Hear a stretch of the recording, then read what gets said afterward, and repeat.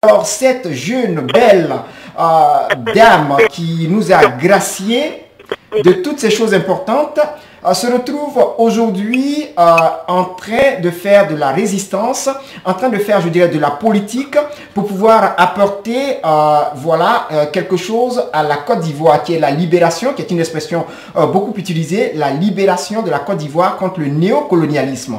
Alors, mademoiselle Ba, pourquoi ce choix? Pourquoi cet engagement? Mon engagement dans la lutte, tout simplement pour quelqu'un qui aspire à la tranquillité, à la liberté, pour quelqu'un qui est né longtemps après l'indépendance, pour quelqu'un qui a été à l'école, qui a appris des choses concernant l'histoire de mon pays et l'histoire, entre guillemets, du monde, et pour quelqu'un aussi qui chante, qui dénonce l'injustice. Je ne pouvais pas être autre part que là où je suis. Donc voilà pourquoi je me suis engagée dans cette lutte-là. Je me suis engagée dans cette lutte, pas dans l'espoir qu'on me reconnaisse, que je devienne un jour ministre ou quoi que ce soit. C'est pas ça qui m'intéresse.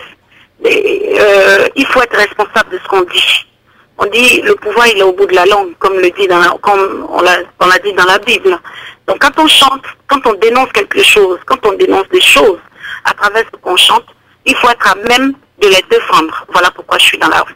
Mademoiselle Ba, la communauté internationale et beaucoup de détracteurs du président Laurent Gbagbo disent qu'au contraire, ils sont venus libérer la Côte d'Ivoire d'un tyran, d'un dictateur qui a commencé à se tourner contre son propre peuple. Et la CPI aujourd'hui cite beaucoup d'actes contre l'humanité commis par le président Laurent Gbagbo. Qu'est-ce que vous dites à ce sujet? Si le président Laurent Gbagbo, qui a été élu président légitime de la Côte d'Ivoire, qui a été investi par le Conseil constitutionnel de Côte d'Ivoire, si lui, les dictateurs, que aujourd'hui toute cette communauté dite internationale a travaillé dans ce sens pour l'enlever dans son pays, pour placer quelqu'un, pour pouvoir nous soutirer tout ce que nous avons dans notre pays. Si le président Gbagbo, il est le comment on dit ça, le dictateur comme ils le disent, pourquoi aujourd'hui tous ces Ivoiriens qui sont sortis de la Côte d'Ivoire? Nous, on nous dit que les gens, ils sont encore en Côte d'Ivoire. Mais ils sont en Côte d'Ivoire. Il y a plein de gens qui sont plus en Côte d'Ivoire. Dans la sous-région regorge d'exilés ou de réfugiés, si vous voulez, ivoiriens, qui sont aujourd'hui partout sur la planète Terre. Si j'exagère pas. Et si le président Laurent Gbagbo, il est dictateur, maintenant qu'il n'est plus là, pourquoi tous ces Ivoiriens-là, qui sont dans les camps de réfugiés au Ghana, au Togo, au Cameroun, au Bénin, pour ne citer que ces pays-là, pourquoi ils ne retournent pas chez eux? J'aime les choses justes. C'est comme ça que je suis. J'aime tout ce qui est juste. Je suis dans la rue à cause de l'injustice perpétrée contre un président qui a été élu par son peuple. Je suis dans la rue à cause de tout ce qui est injustice, je ne suis pas d'accord. Voilà pourquoi je suis là. Donc si cette communauté dite internationale, c'est elle qui doit décider, est-ce que de vous à moi, à 51 ans après l'indépendance, vous croyez qu'à 51 ans, un individu est toujours un enfant? On doit gérer sa vie, la vie d'un adulte, d'une personne de 51 ans doit être gérée par le voisin.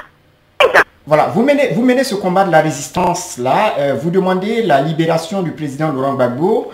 Absolument. Voilà, et j'ai cru entendre également que... La libération de tous les prisonniers, de sa famille, de tous les prisonniers, pour rien à qui ils ont décidé d'enlever la vie à petit feu là. Je réclame leur libération. Voilà. Alors, est-ce que votre résistance... On est en démocratie, il faut libérer l'adversaire. C'est ça. Il faut libérer l'opposant. Alors, jusqu'où, mademoiselle Ba, jusqu'où va votre résistance? Est-ce qu'elle s'arrête à libérer les prisonniers politiques pour que la démocratie suive son cours normal? Ou bien, comme certains, vous demandez à ce que le président Laurent Gbagbo soit rétabli dans son fauteuil présidentiel? Mon combat tourne autour de la liberté avec grand L, de la liberté d'autrui. Je ne peux pas concevoir qu'en 2012, que les ficelles soient tirées d'un pays quelconque vers un autre pays. Je ne peux pas le concevoir.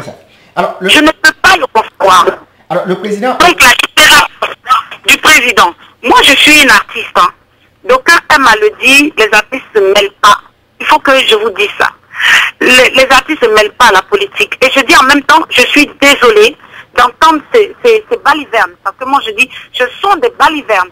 Parce que dès l'instant où dans le texte d'un artiste, il critique un pouvoir, ou il critique un homme, il critique un comportement, c'est politique. La politique, c'est une façon d'être, c'est une façon de penser, c'est une façon de se conduire. La politique, c'est pas celui qui est assis au palais présidentiel. Je suis désolée. C'est pas comme ça. Donc moi, ce que je réclame hein, avec toute mon âme, la libération. S'ils veulent parler réellement d'indépendance, de liberté, de démocratie vraie, qui libère le président Gbagbo, quand il sera dehors, il sera assis devant eux, ils pourront échanger à l'Assemblée nationale où ils veulent. Ils pourront échanger. Moi, mon combat s'arrête là. Dès que le président il est libéré, je peux continuer à travers mes textes, comme vous l'avez constaté, commencer à toucher des choses. Je vais vous faire une confidence. Hein.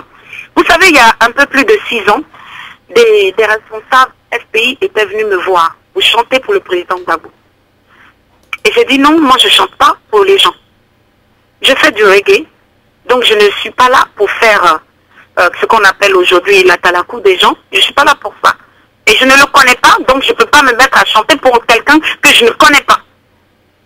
Et les personnes qui sont venues me voir, elles m'ont dit, ah mais tu sais, tu vas avoir de l'argent, tout ça et tout. J'ai dit non, ça ne s'arrête pas à l'argent. Si c'est pour de l'argent, je travaille.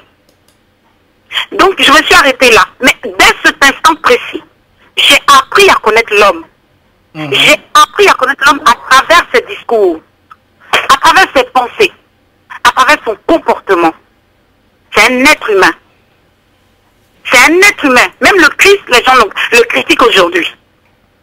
Il y a certaines communautés qui critiquent le Christ.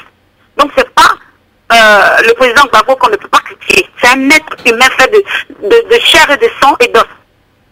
Donc ça peut lui arriver de gâter. Mais le plus gros, 80% de son comportement, de ses pensées. Alors vous pensez que l'homme est foncièrement bon et qu'il n'est pas capable de tous les crimes et de toutes les choses qu'on raconte à son sujet?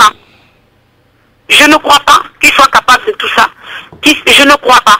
Parce que quelqu'un qui voit un ami de longue date dans la rue, qui arrête son cortège pour prendre cet ami dans sa voiture, faut pas déconner. Faut pas déconner, on n'a pas besoin d'être défunt pour savoir. Voilà, faisons ceci, mademoiselle Bla. Les artistes ont tendance à être un peu, je pourrais dire un peu... je ne sais pas, je n'utiliserai pas peut-être l'expression extravagant. Les artistes sont hors du commun. Et on a vu en Gbagbo, le président Gbagbo, quelqu'un de différent, quelqu'un qui avait un comportement différent. Même dans ses discours, même dans sa façon de se comporter. Il a ramené la présidence pratiquement au niveau du peuple, à la portée de tout le monde. Absolument. Qu'est-ce que vous pensez de ce comportement-là? D'aucuns disent il n'accorde pas au fauteuil présidentiel toute la valeur qui lui est due. Qu'est-ce que vous pensez de cette assertion? Le président Gbagbo, ce n'est pas le président Nelson Mandela, ce n'est pas non plus Sékou Touré, ce n'est pas le président Sékou Touré, ce n'est pas Hitler non plus. Chaque être humain est constitué comme Dieu l'a décidé. Il a ce comportement.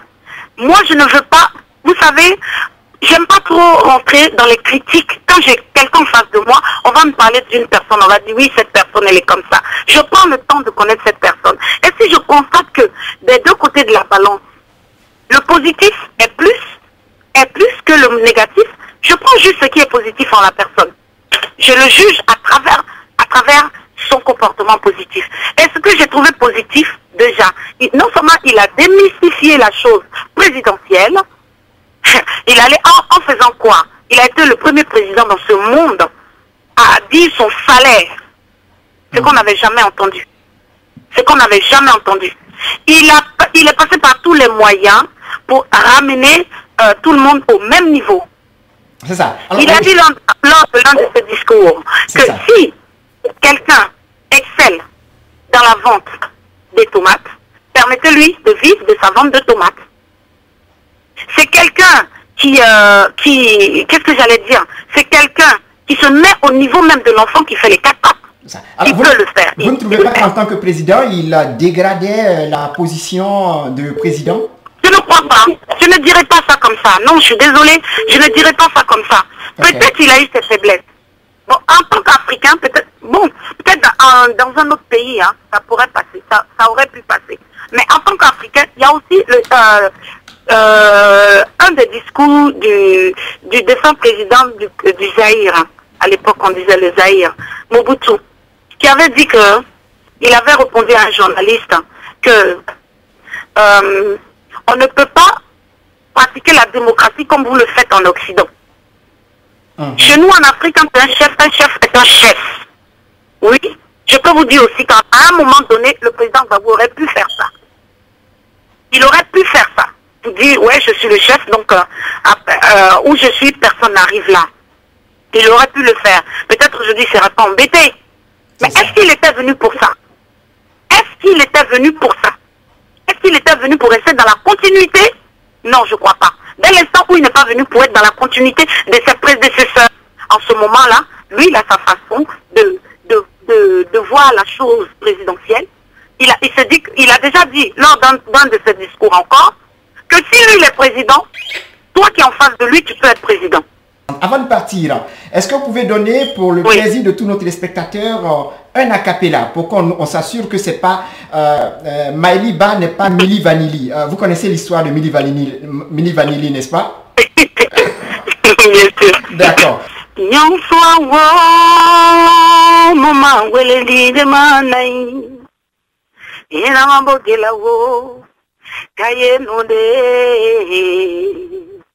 How can on de la wo ina munde kuna munde ina mambo nyoso kaye nonde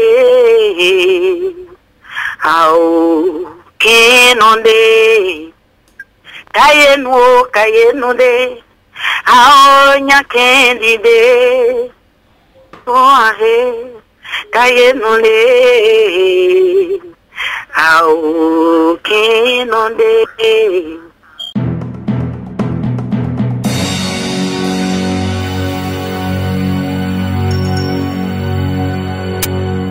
Cette émission est généreusement sponsorisée par Debout Côte d'Ivoire. Debout Côte d'Ivoire, le journal de l'information en ligne.